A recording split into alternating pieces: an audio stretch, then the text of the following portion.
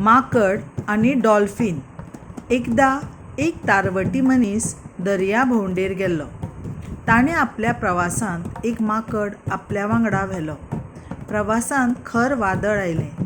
वादळाक लागून ती बोट दर्यान बुडटा. खलाशी पेंवन देगेर पावता, पूण माकडाक पेंवपाक कळना. हें सगळें एक डॉल्फिन पळयत आशिल्लें. डॉल्फिनाक माकडाची दया येता आनी ताका आदार दिवपाचें थारायता. एका डॉल्फिनान माकडाक फाटीर घेतलो. डॉल्फिनान माकडाक मनीस समजून ताका फाटीर घेतलो. डॉल्फिनाक त्या मनशाक खूब प्रस्न विचारपाचे आशिल्ले. डॉल्फिन पेंवन तडीक पावली. ताणें माकडाक विचारलें, "तुमी अथेन्स शारांत रावतात?" माकडान खिणाक विचार केलो. "हय, हांव अथेन्स शारांतल्या व्हडल्या सरदाराच्या कुटुंबांत वाडलां."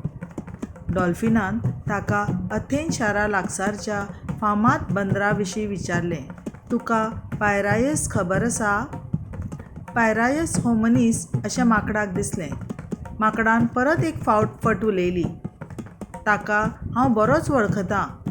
आमी दोगूय बरे इश्ट. ताका मेळपाची सदांच आस्त बाळगता." माकड फट उलयता हें डॉल्फिनाक कळटा. ताणें रोखडोच त्या माकडाक उदकांत उडयलो.